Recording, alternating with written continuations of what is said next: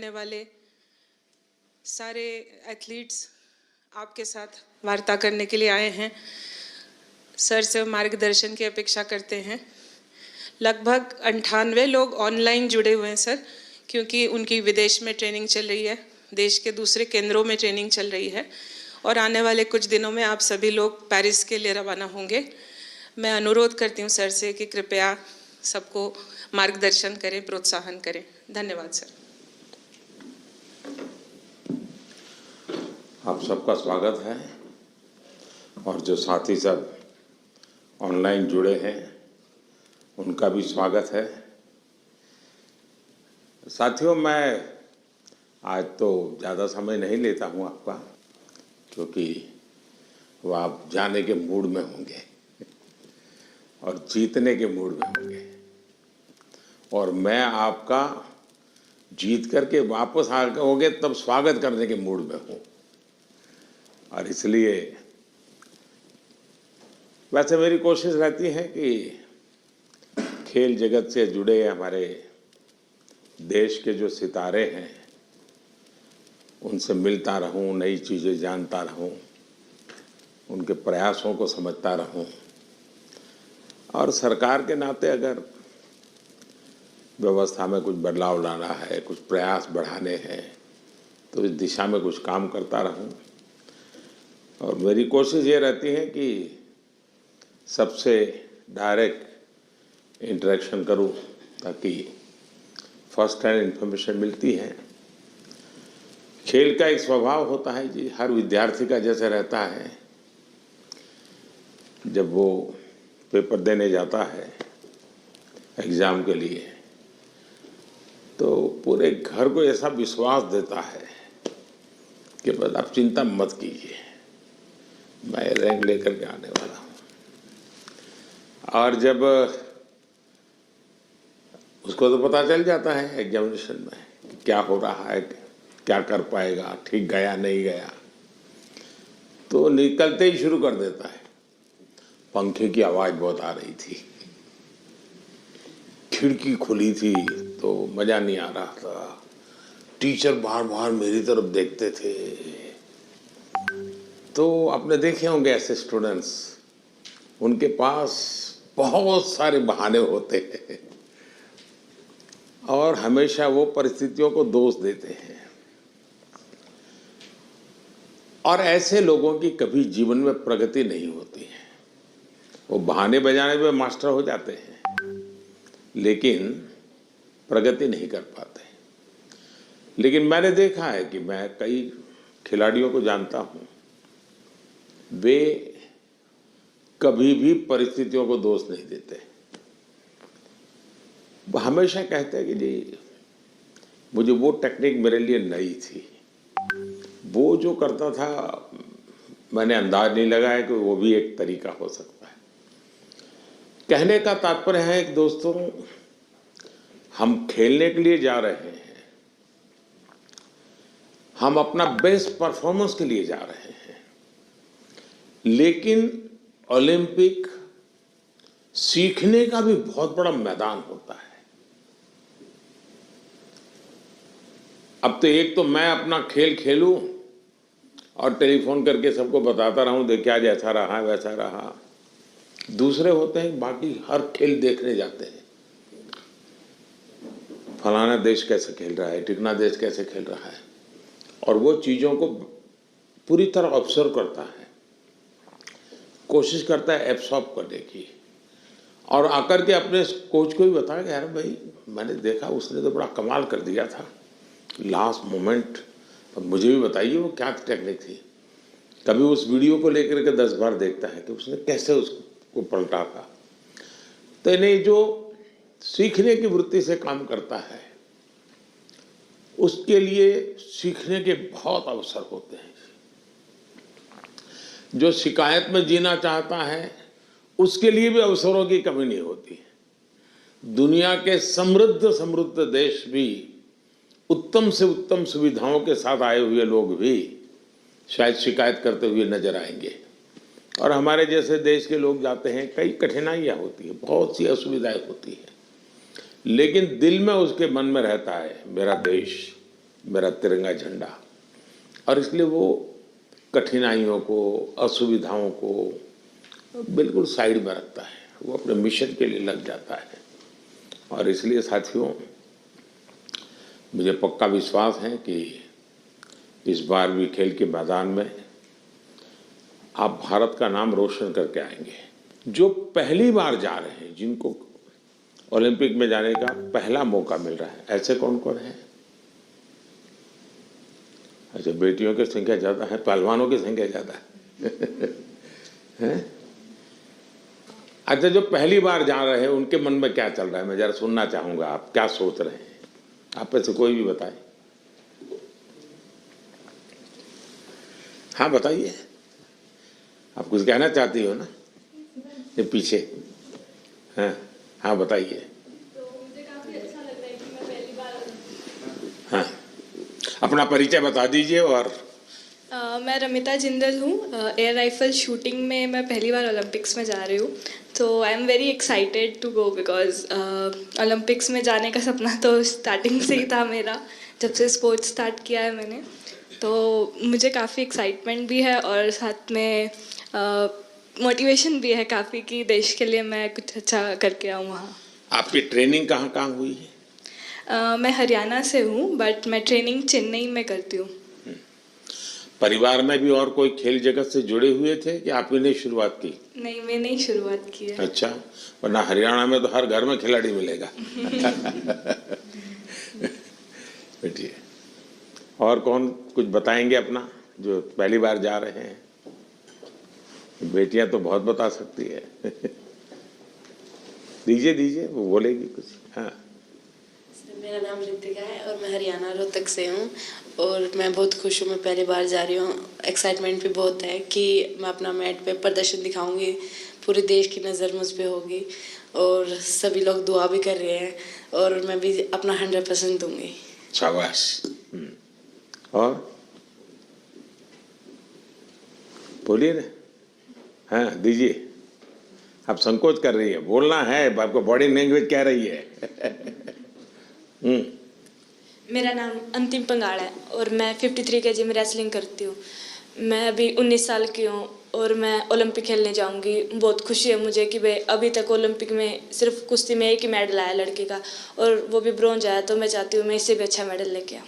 शाबाश। अच्छा, आप में से 18 से भी कम उम्र के कौन कौन है जिनकी एज 18 से कम है? एक, हाँ बताइए बेटा। Hi, I'm Dinidhi Desingu. I'm 14 years old. I'm from Kerala, but I represent Karnataka generally.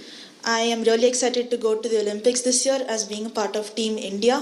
It's a great honor and a great privilege that I got to be a part with such an amazing team this year. I know that it's just the start of my journey, and I know that there's a long, long way to go for me and for all of us over here. I hope that we all make our country proud, and I hope that we come back with great achievements and lifetime goals. Wish all the best.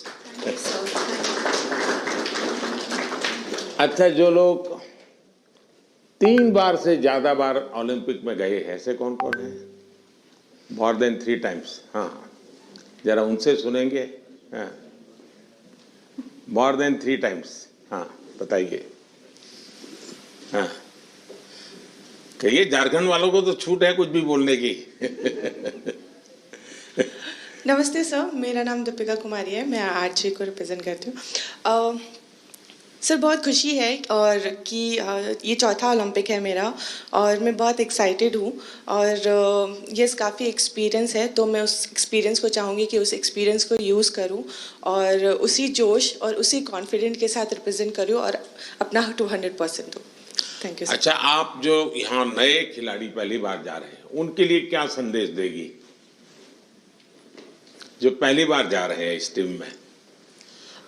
Sir मैं बोलूँगी कि definitely कि excitement बहुत ज़्यादा होता है, but मैं उनको बोलूँगी कि उस चकाचौंध में वो ना घुसे, जितना हो सके वो खुद पे फोकस करे और इन्जॉय करे, पर पूरे फोकस के साथ, पूरे सेल्फ कॉन्फिडेंस के साथ। और मैं ये बोलूँगी कि मेडल जीतना है, उसके पीछे ना भागे, वो परफॉर्म करे, अच्छा परफॉर्म करे ताकि मेडल उनके पास आए।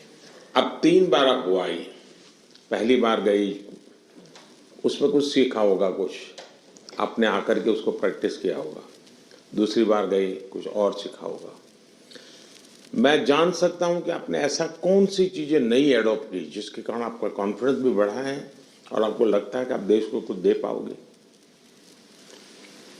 या ऐसा तो नहीं कि रूटीन जो प्रैक्टिस करती थी वही करते, क्योंकि ज़्यादातर मैंने देखा है, जैसे मैं योगा वगैरह करने की आदी हूँ, तो मैं समय देता हूँ मेरे लिए, लेकिन मैंने देखा है कि जो एक रिदम बन जाती है, जाते ही जिससे शुरू करता हूँ वही से एकदम से शुरू हो जाता है। फिर मैं थोड़ा कॉन्शियस होकर कहता आज ये दो छोड़ो, दो नई चीज़ें करूँ, तो थोड़ा मुझे वैसा हर एक का आदत हो जाती है कि वो अपनी जो पुरानी हैबिट है उसी प्रकार से एक्ट करता रहता है और उसको लगता है मैंने कर लिया। आपकी स्थिति क्या है? सर, जो पुरानी अच्छी आदत है उसको कंटिन्यू करते हैं, और जैसे लास्ट टाइम कोई भी मैच से अगर हम हारते हैं तो उससे सीखते हैं और प्रैक्टिस में आके वो गलती ना करें उसको हम हर दिन रिपीट करते हैं ताकि वो हमारे आदत में उतर आए, जो अच्छी आदत है वो उतर आए, और वही चीज़ हम कंटिन्यू करने की कोशिश करते हैं। कभी कभी बुरी आदत भी तो आदत बन जाती है, शरीर का हिस्सा बन जाती है। सर होता है ऐसा, बहुत बार होता है कि बुरी आदत लग जाती है, बट हम खुद को बात करते हैं खुद से और रिमाइंड कराते हैं कि ये चीज़ें हमको कैसे कन्वर्ट करनी है अच्छी चीज़ों में। चलिए, और कौन है जो 3 बार जाकर के आए हैं? नमस्ते सर, मैं पोम एमआर एथलेटिक्स से हूँ। 2008 में जब मैं ओलंपिक्स गई थी तो मैं 18 ईयर्स थी, तो मैं रिजर्व में थी सर। देन 2016 में हम लोग टीम में भागे थे, तो 2002 के बाद हम लोग फाइनल में नहीं आया, तो this time we want to create a national record and come into the finals. चलिए, with so confidence, thank you, sure. ये जो बाहर जो है हमारे साथ ऑनलाइन जुड़े हैं, वे भी कुछ अपना अनुभव शेयर करना चाहते हैं तो अच्छा लगेगा सब खिलाड़ियों को। कौन बताना चाहता है? हाथ ऊपर करके शुरू कर दीजिए। नमस्कार सर। नमस्ते। मैं पीवी सिंधु। सर मेरा अभी 3rd ओलंपिक्स में जा रही हूँ सर। तो फर्स्ट ओलंपिक्स में 2016 में सिल्वर लेके आई थी, और 2020 टोक्यो में ब्रॉन्ज लेके आई थी। तो इस बार I hope I change the colour sir, and I hope I come back with the medal. Obviously अभी बहुत एक्सपीरियंस से जा रही हूँ, but definitely it's not going to be easy, but I will try my best and hoping for another medal sir. Yeah. ये जो नए खिलाड़ी आ रहे हैं उनके लिए क्या कहोगी? बस फर्स्टली मैं बस ये कहती हूँ कि I wish them all the very best. बहुत लोग ये सोचते कि ओलंपिक्स है कैसा खेलना, और प्रेशर भी बहुत रहता है, और कुछ लोगों को ये रहता है कि वो एक्साइटमेंट रहता है कि you know it's a first Olympics and we want to go to the Olympics. But I just want to say that you know it is like any other tournament. It's just that हम focus करना है, और we have to have that belief in ourselves that we can do it. And definitely सब लोग hard work कर रहे हैं, तो I wish them that they give their 100%. Not think that it is some different tournament and it is going to be hard. But I just want to tell them that it is like any other tournament, and I want them to give their 100%. चलिए, pressure तो सब लोग सब। Thank you sir, thank you. और कौन कोई है जो बाहर से बात करना चाहेंगे? नमस्ते सर। नमस्ते जी। प्रियंका गोस्वामी। नमस्ते जी। तुम्हारे बालकृष्ण कहाँ है?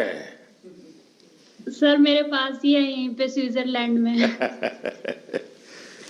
तो इस बार भी बालकृष्ण को लेके जा रही हो ना? हाँ जी सर, ओलंपिक्स उनका भी दूसरा ओलंपिक्स है। सबसे पहले तो सर आपको बधाई हो कि आप तीसरी बार प्रधानमंत्री बने हैं, और हमें सभी खिलाड़ियों को आपसे दोबारा से बात करने का और मिलने का मौका मिला है। और सर जैसा कि दूसरा ओलंपिक्स है, और मैं 3 महीने से ऑस्ट्रेलिया में ट्रेनिंग कर रही थी सरकार की तरफ से, और अभी स्विट्जरलैंड में ट्रेनिंग कर रही हूँ टॉप्स की तरफ से। तो काफ़ी सपोर्ट मिल रहा है हमें गवर्नमेंट की तरफ से कि हम दूसरे देश में जाके अपनी प्रैक्टिस कर रहे हैं। तो आई होप कि सभी प्लेयर्स ओलंपिक्स में अपना बेस्ट देंगे और अच्छा रिजल्ट देंगे और ज़्यादा से ज़्यादा मेडल जीतेंगे। अच्छा, आपकी एक शिकायत रहती थी कि तुम्हारा खेल ऐसा है कोई देखने वाला नहीं होता है। तो वहाँ प्रैक्टिस कर रही थी तो कोई होता देखने वाला? हाँ सर, विदेशों में तो इस खेल को भी मतलब उतनी ही अहमियत दी जाती है जितनी की और खेलों में दी जाती है। तो अपने देश में थोड़ा सा कम था, लेकिन जब से आप भी उसको इनक्रेज कर रहे हो कि सब देखो, इस हर खिलाड़ी के लिए आप बोलते हैं, तो हमारे देश में भी बहुत लोग अभी खेल को देख रहे हैं और काफी बढ़ावा मिल रहा है खिलाड़ी को। और हमें भी सपोर्ट मिलता है कि कोई देखता है हमारा इवेंट कि हाँ सब बैठ के देख रहे हैं, तो हमें भी और मोटिवेशन आता है कि अच्छा करना है। चलिए, बहुत बहुत बधाई आपको। और कौन है वहां से कोई बात करना चाहेगा? सर नमस्कार सर। नमस्कार। मैं निखत बोल रही हूँ सर। मैं बॉक्सिंग में 50 कैटेगरी में इंडिया को रिप्रेजेंट करने जा रही हूँ ओलंपिक्स में, और ये मेरा पहला ओलंपिक्स है और मैं बहुत एक्साइटेड हूँ। एट द सेम टाइम अपने आप को फोकस रख रही हूँ क्योंकि पूरे देशवासियों का मेरे ऊपर एक्सपेक्टेशंस है, तो मैं उनकी उम्मीदों पे खड़े उतरना चाहती हूँ और अपने देश का नाम रोशन करके वापस लौटना चाहूँगी। बहुत बहुत शुभकामनाएं। नीरज कुछ कह रहे थे? हाँ नमस्ते सर। नमस्ते भैया। कैसे हो सर? मैं वैसा ही हूँ। तेरा चूरमा अभी तक आया नहीं। चूरमा लेके आएंगे सर इस बार। पिछली बार वो दिल्ली में चीनी वाला चूरमा था, आपको हरियाणा का वही तो। और नहीं, मुझे तेरी बाघ के हाथ का चूरमा खाना है। पक्का सर। बताइए। बिल्कुल सर, हम भी अभी बाहर हैं जर्मनी में और ट्रेनिंग बहुत अच्छी चल रही है। इस बार मैं काफी कम कंपटीशन खेल रहा हूँ क्योंकि बीच बीच में मुझे एक इंजरी हो रही है, पर अभी काफी बेटर है। अभी कुछ दिन पहले मैं फिनलैंड में कंपटीशन खेला था और वो काफी अच्छा रहा। और 1 महीना है हमारे पास ओलंपिक्स के लिए और ट्रेनिंग बहुत बढ़िया चल रही है। कोशिश कर रहे हैं कि अपने आप को पूरा फिट करके जाएं पेरिस में और 100% दे सर अपनी कंट्री के लिए, क्योंकि 4 साल में आता है। मैं सभी एथलीट्स को ये बोलना चाहूँगा कि 4 साल में मौका मिलता है और अपने अंदर घुस के उस चीज़ को निकालें कि क्या वो चीज़ है जिससे हम अपना बेस्ट दे सकते हैं। क्योंकि मेरा टोक्यो मेरा पहला ओलंपिक्स था और पहले ओलंपिक्स में ही बहुत ही अच्छा रिजल्ट रहा, गोल्ड जीता देश के लिए।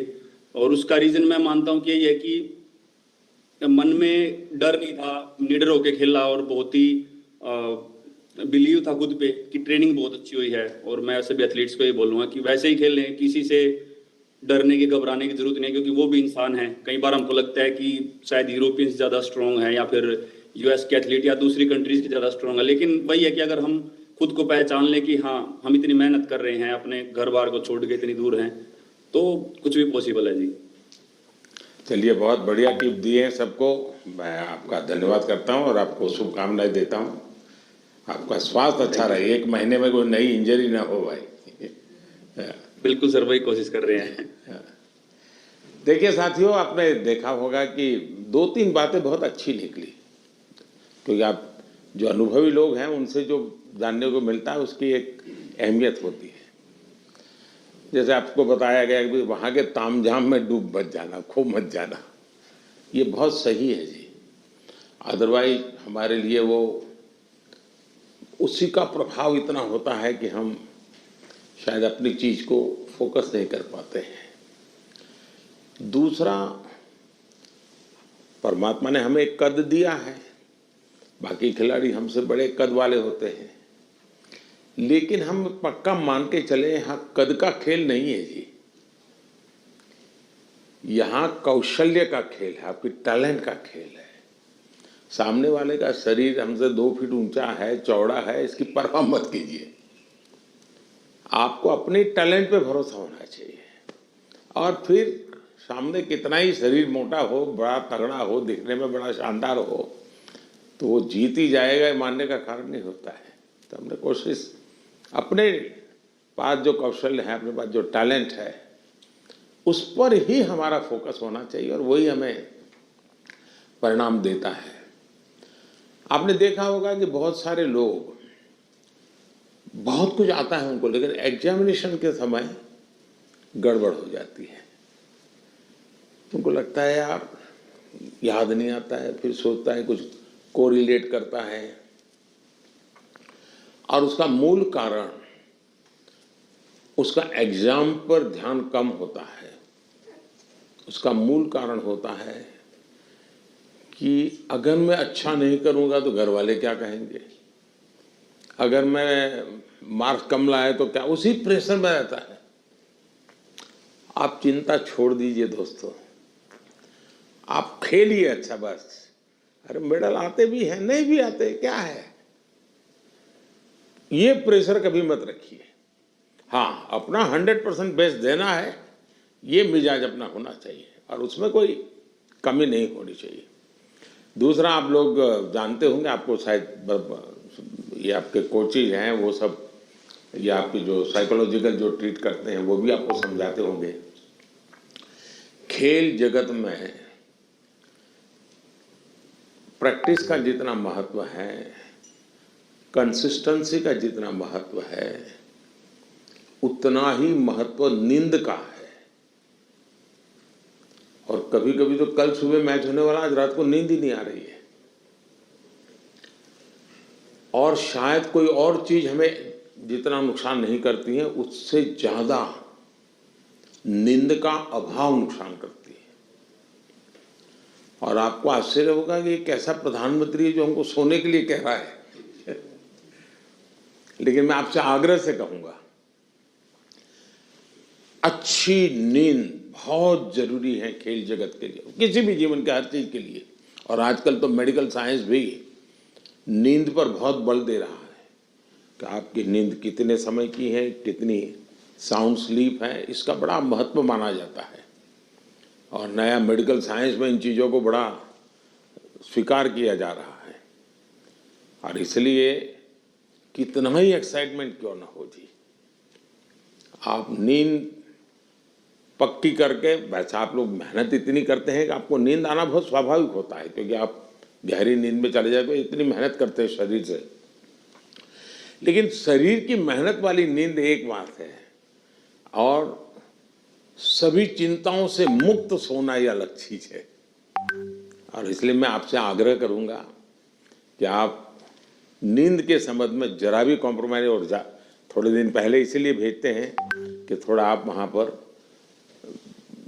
जेट लैग वगैरह समस्याओं से बच जाए, वहाँ थोड़ा कंफर्ट फील करें, और उसके बाद आप खेल के मैदान में उतरे तो आपको सुविधा रहे। इसलिए एक व्यवस्था सरकार करती है। खिलाड़ियों की सुविधा के लिए इस बार भी कुछ नई नई चीज़ें करने का प्रयास किया है, लेकिन फिर भी मैं कह नहीं सकता हूँ कि हर एक को सब कुछ वहाँ सुविधाजनक होगा ही कि नहीं होगा, लेकिन कोशिश की है। इन दिनों हम वहाँ के जो भारतीय समुदाय है उनको भी जरा एक्टिवेट करते हैं, उनको मोबिलाइज करते हैं, जरा आप भी हमारे खिलाड़ियों के साथ जरा जुड़िए। कुछ डिसिप्लिन रहती है, इसलिए उतने तो निकट नहीं रह सकते, लेकिन फिर भी वो ख्याल रखते हैं, चिंता करते हैं। जिसका खेल पूरा हो जाता है उसकी तो भरपूर चिंता करते हैं। लेकिन हम कोशिश करते हैं कि एक प्रकार से आप लोगों के लिए कंफर्ट रहें, असुविधा ना हो, और आप लोग अच्छा परिणाम लेकर के आए। मेरी तरफ से आप लोगों को बहुत बहुत शुभकामनाएं हैं, और मैं आप लोगों का फिर से एक बार इंतज़ार करूंगा जब आप 11 अगस्त को तो सारा खेल पूरा होगा। आप में से लोग जल्दी जाएंगे, जल्दी आएंगे, ऐसा तो क्रम रहता है, लेकिन मैं कोशिश करूंगा कि 15 अगस्त को एक बार लाल किले पर जब कार्यक्रम होता है तो आप लोग भी उसमें उपस्थित रहें, ताकि देश देखेगा कि यहाँ से हमारे ओलंपिक खेलने के लिए जो गए थे, क्योंकि ओलंपिक खेलने जाना ये भी बहुत बड़ी बात होती है जी।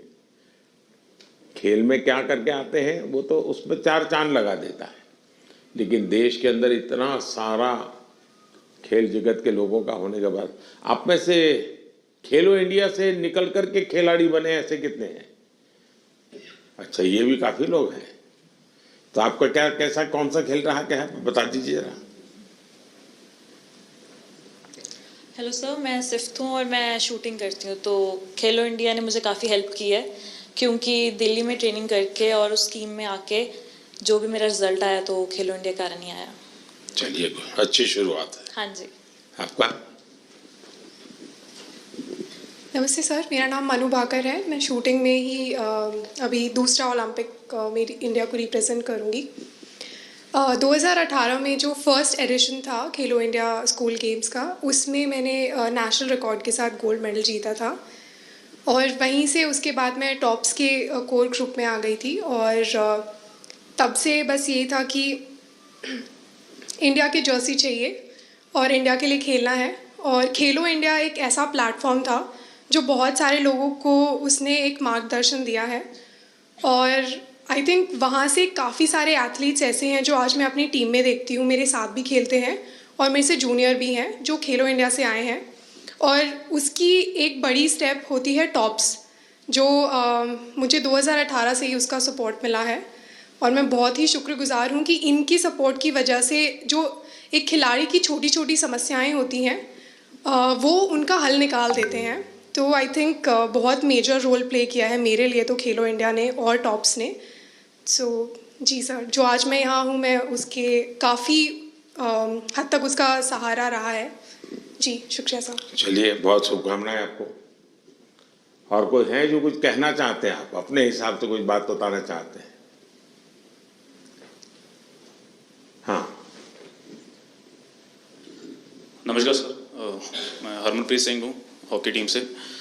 तो सर, लास्ट टाइम जो हमने ओलंपिक में ब्रॉन्ज मेडल जीता था 41 ईयर्स के बाद, तो वो बहुत हमारे लिए प्राउड मोमेंट थी। एंड क्योंकि हॉकी की जो हिस्ट्री है वो बहुत बड़ी रही है एंड इस बार कोशिश बहुत अच्छी चल रही है। एंड फैसिलिटीज़ की बात करूँ, सब दिख रहे हैं। हाँ जी आपकी टोली। तो फैसिलिटी सर, हम बेंगलोर साई में रहते हैं तो one of the best facilities हमें मिल रही हैं।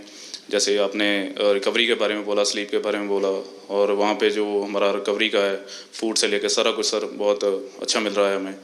और इस बार भी हम पूरी अपनी मेहनत कर रहे हैं एंड टीम हमारी जो है बहुत स्ट्रांग है। तो उम्मीद करते हैं सर इस बार और बेहतर करें और देश के लिए मेडल लेके आएँ सर। शायद किसी एक खेल पर सबसे ज़्यादा देश का प्रेशर है तो हॉकी पर होता है, क्योंकि देश के सब लोग मानते हैं तो हमारा खेल है, हम कैसे पीछे रह गए। सबसे ज़्यादा प्रेशर रहता है हॉकी के खिलाड़ियों पर, क्योंकि देश का हर बच्चा ही मानता है ये तो हमारा खेल है, ये हम कैसे हार सकते हैं। बाकियों में तो कहते हैं हाँ भाई चलो हमारे लोगों ने कोशिश की, प्रयास किया, निकाल रहे हैं। ये हॉकी के विषय में कॉम्प्रोमाइज नहीं करते और इसलिए उनको मेहनत भी ज़्यादा करनी पड़ती है। लेकिन मेरी शुभकामना है, मुझे आप पक्का करके लाओगे, मुझे पूरा भरोसा है जी। Thank you sir. Thank you. चलिए साहब, मैं आपसे यही कहूँगा कि ये देश के लिए कुछ कर गुजरने का एक अवसर होता है। आपने अपनी तपस्या से इस स्थान तक पहुंचे हैं, अब आपके लिए अवसर है देश को कुछ देने का। और देश को देने के लिए खुद का बेस्ट खेल के मैदान में देना पड़ता है। जो खेल के मैदान में खुद का बेस्ट देता है वो देश के लिए गौरव लेकर के आता है। और मुझे पक्का विश्वास है कि हमारे सभी साथी इस बार पुराने सारे रिकॉर्ड तोड़ करके आएंगे। इस बार भारत की कोशिश है कि हम 2036 में ओलंपिक की मेजबानी हमारे देश में करें। उससे भी एक बड़ा माहौल बनता है। तो हमारे दिशा में हम प्रयास कर रहे हैं और हो सकता है शायद अभी तैयारियां इंफ्रास्ट्रक्चर के लिए जो चाहिए उस पर काम काफ़ी चल रहा है। जो भी एक्सपर्ट लोग हैं उस पर काम कर रहे हैं। आप लोग भी अगर खेल के बाद, खेल के पहले तो मैं नहीं कहूँगा, वहाँ व्यवस्थाएं क्या, इस बार फ्रांस में अलग अलग शहरों में ओलंपिक हो रहा है और एक तो पूरा बहुत दूर एक आइलैंड पे हो रहा है, तो एक अलग प्रकार का ही वहाँ माहौल रहेगा। लेकिन फिर भी वहाँ की व्यवस्थाओं में अगर आपकी रुचि हो, उसको ऑब्जर्व करें, उसको अगर नोट करें, क्योंकि खिलाड़ियों से जो इनपुट मिलता है तो जब हम 2036 की तैयारी करेंगे वो इनपुट बहुत काम आएगा कि भाई वहाँ ये था, वहाँ वो था, वहाँ इस चीज़ की कमी थी, वहाँ उस चीज़ की कमी थी। तो ऐसी चीज़ें भी अगर आप ऑब्जर्व करके आएंगे तो 2036 के लिए हमें जो करना है उसमें हमें बहुत सुविधा मिलेगी। तो मेरी तरफ से आप सबको बहुत बहुत शुभकामनाएं। धन्यवाद।